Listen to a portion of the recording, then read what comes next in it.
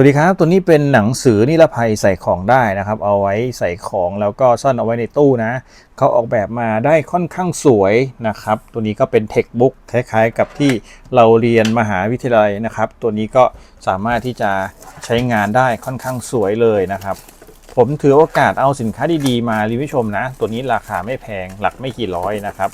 เวลาคุณใช้งานก็สามารถที่จะใช้งานได้แบบนี้เลยจำได้ว่าสมัยมหาลัยเนี่ยผมใช้หนังสือแบบนี้ค่อนข้างเยอะเลยนะครับบางทีก็ก๊อปปี้บ้างสมัยก่อนเนี่ยก๊อปปี้สบายๆเลยไม่มีใครเช็คนะครับสมัยนี้เป็นออนไลน์หมดแล้วในการใช้งานคุณก็เปิดออกมาแบบนี้นะครับตัวนี้เขาเขียนว่า The New English Dictionary นะครับแล้วก็ด้านข้างนี้สวยมากเลยตัวนี้เป็นสีบรอนซ์เงินสีโครเมียมนะครับตัวนี้ค่อนข้างสวยด้านหลังเนี้ยดูสวยมากเลยตรงนี้เป็นพลาสติกนะครับ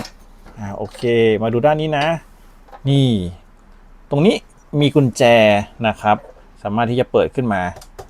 ตรงนี้เป็นโลหะเป็นเหล็กแผ่นเลย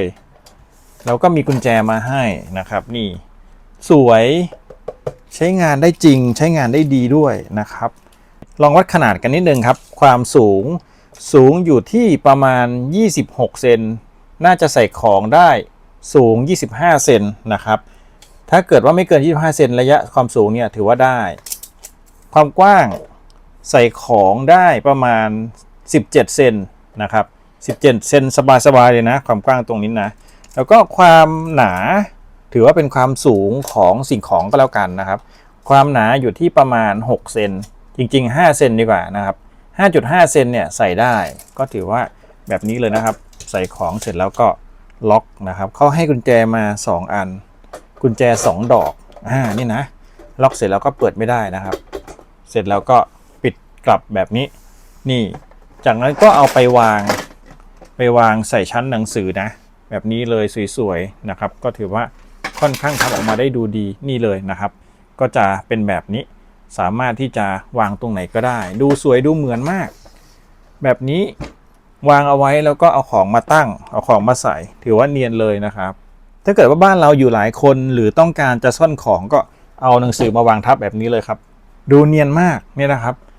เป็นหนังสือเล่มใหญ่ๆแทบจะไม่มีคนอยากจับเลยเพราะว่ามันหนานะครับแบบนี้ก็ตบตาได้สบายๆหาหนังสือที่ขนาดเท่ากันมาวางบนวางล่างแทบจะดูไม่ออกเลยนะครับคราวนี้มาวัดด้านนอกบ้างนะครับมาดูความกว้างของหนังสือ20เซนนะครับแล้วก็ความสูงของหนังสือเผื่อหลายๆท่านจะซื้อไปวางกับหนังสืออื่นๆนะครับตรงนี้อยู่ที่26เซนเป็นความสูงหนังสือนะมาดูความหนานิดนึงความหนาอยู่ที่ 6.5 เซนนะครับนี่ก็เป็นขนาดของตัวกล่องสามารถที่จะ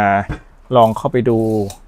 รายละเอียดของเขาหน้าร้านได้ผมจะใส่ลิงก์เอาไว้ให้ใต้คลิปนะลองกดเข้าไปดูนะครับผมชอบตรงนี้ข้างในตรงเนี้ยเป็นเหล็กรู้สึกว่าแข็งแรงดีสามารถที่จะใช้งานได้ทับได้นะเวลาเจอของหนักๆทับเนี่ยของข้างในไม่เสียหายตรงนี้แข็งแรงมากเนี่ยแข็งแรงนะครับด้านนี้ด้านข้างด้านล่างเนี่ยเป็นเหล็กหมดเลยเป็นเหล็กนิรภัยนะครับคิดว่าคนยืนได้เลยนะแบบนี้นะเนี่ยแข็งแรงขนาดคนยืนได้เลยสบายๆนะครับรู้สึกว่าชอบออกแบบมาได้ดีเนี่ยแข็งแรงจริงๆลองกดไม่ลงนะถ้ากดตรงกลางเนี่ยที่มันกดได้เพราะว่าตรงเนี้ยมันยุบลงนิดหน่อยแต่ด้านข้างเนี่ยสันเนี่ยแข็งแรงมากนะครับออกแบบมาได้ดีรู้สึกว่าแน่นหนาสมราคาท่านใดที่ต้องการก็ตามลิงก์ใต้คลิปเข้าไปลองอ่านสเปคลองดูคอมเมนต์ของคนอื่นๆที่ซื้อไปแล้วได้เลยนะครับคลิปนี้ก็มาสั้นๆเพียงเท่านี้ขอบคุณที่รับชมครับสวัสดีครับ